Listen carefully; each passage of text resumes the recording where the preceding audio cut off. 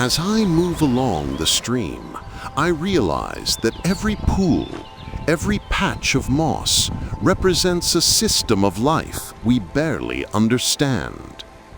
Beneath the surface, nature's complexity continues, silent, precise, and infinite.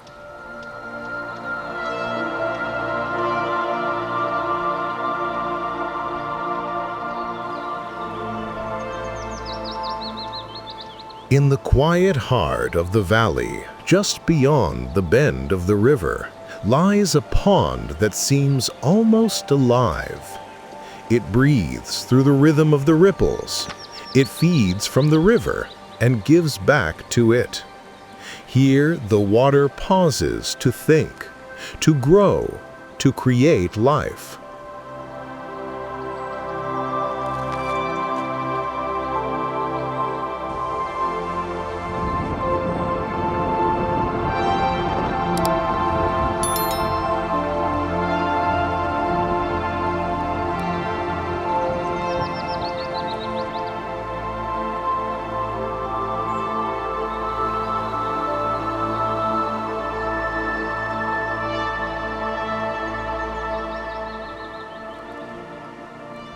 Every droplet that flows here carries the story of mountains and clouds.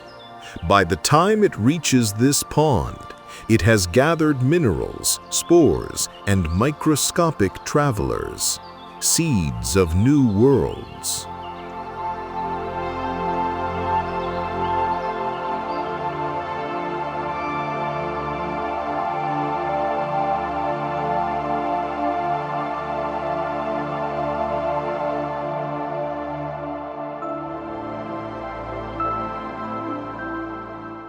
Beneath the calm surface, the pond reveals a different universe. Tiny crustaceans drift like stars in a slow galaxy. Algae weave green forests, and the sediments pulse with invisible life.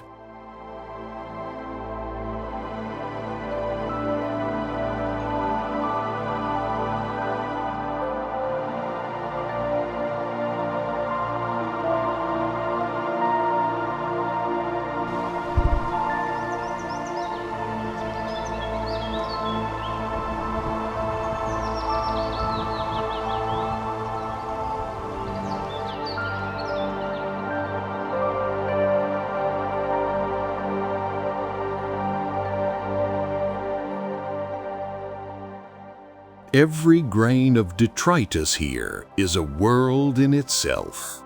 Rotifers spin like living wheels, filtering the water and keeping this microcosm in balance.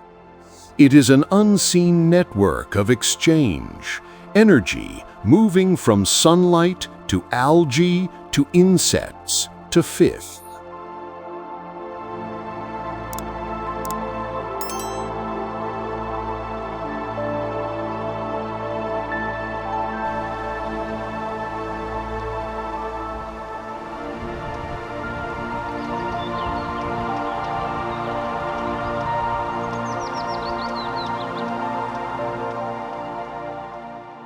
Among the moss filaments, a small worm-like organism moves between the strands, a detritivore, feeding on decaying matter and microorganisms. It helps recycle nutrients, turning waste into the foundation of new growth.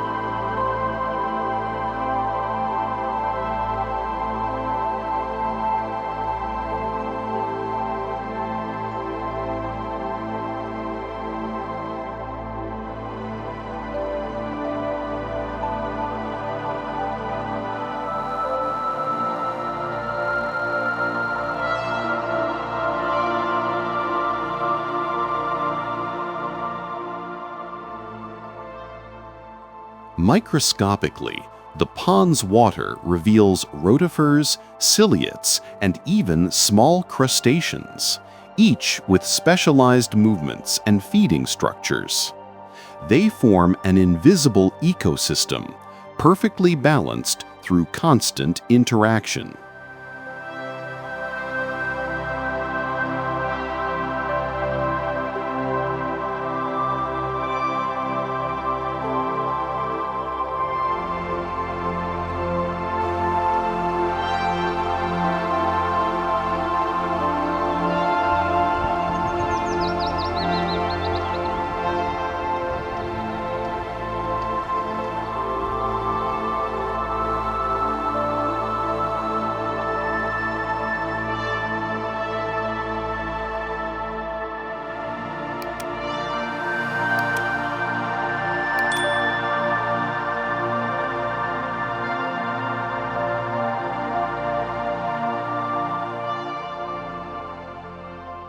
This microcosm mirrors the larger world. Predators, prey, decomposers, all connected by the flow of energy and matter. The pond breathes much like a living organism, regulating gases and nutrients through its biological processes.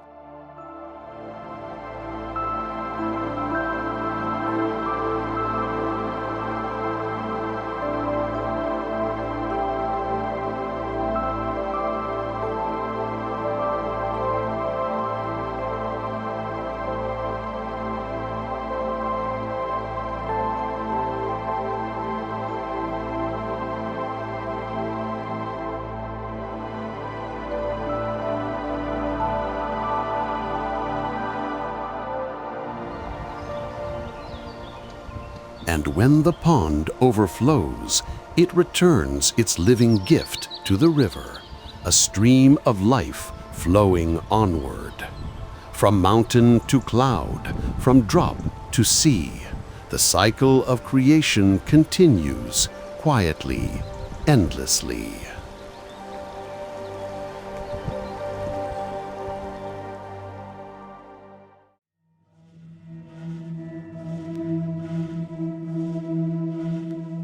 Two hidden worlds live on the quiet skin of nature, one ancient, one restless.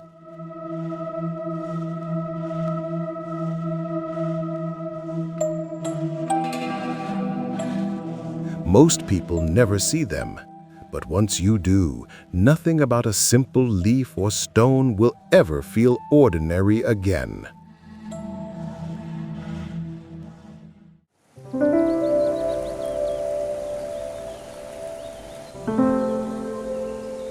Along the edge of an ancient river, where water has carved its path through stone for thousands of years, life clings to the rugged surfaces in the most unexpected ways. Here, beneath the gentle shimmer of flowing water and the quiet pulse of the landscape, tiny kingdoms persist. Worlds so small that only a microscope can reveal their secrets. It is on these weathered rocks that our story begins.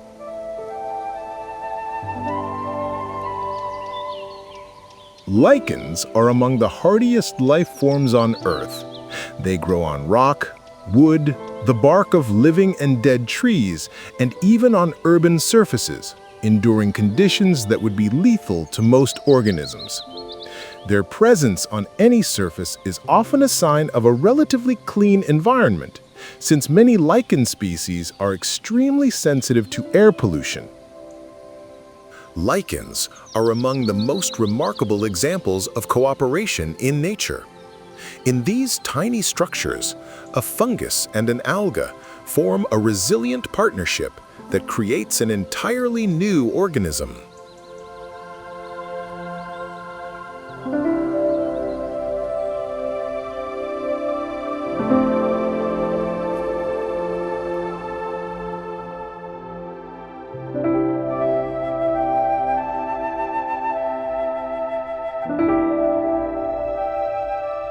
The orange cup-shaped bodies seen here are apothecia, the fruiting structures where spores are produced.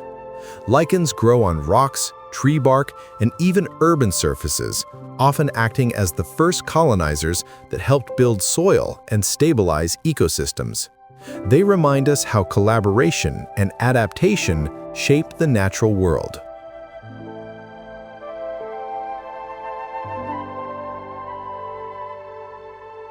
Over thousands of years, the structure of lichens has evolved to capture sunlight, store moisture, and slip into a semi-dormant state during cold or dry periods.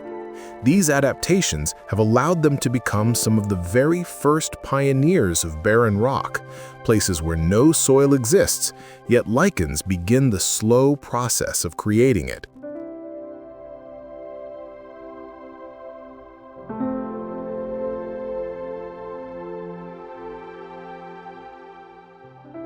Lichens are not only symbols of nature's age and resilience, they are living reminders of cooperation and symbiosis, a partnership in which two very different organisms set aside competition and become something new, something stronger.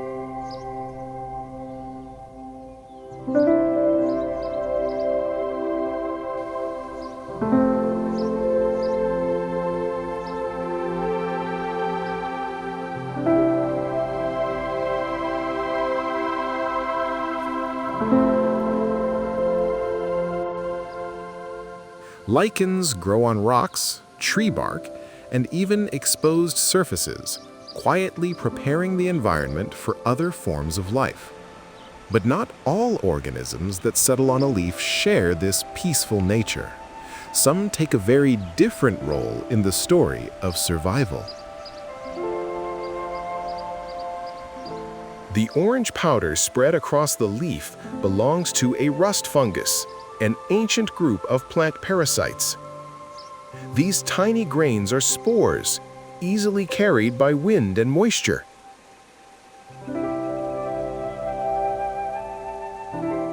Once a spore lands on a leaf and finds enough moisture, it germinates and sends fungal threads into the plant's cells, beginning a parasitic relationship millions of years in the making.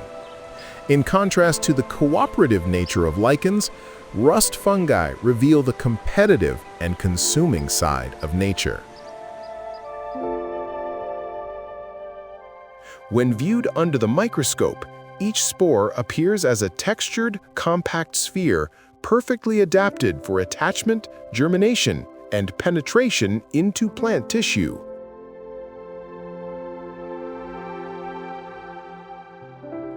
Rest fungi, despite their warm golden appearance, are masters of parasitism.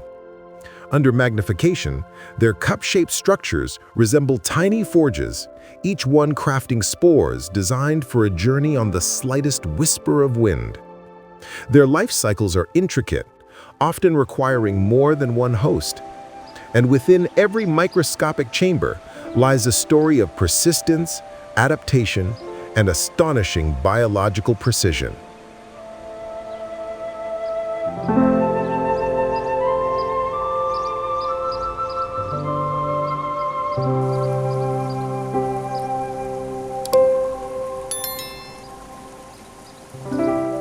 Together, lichens and rust fungi reveal two contrasting strategies of survival, one built on partnership, the other on dependence.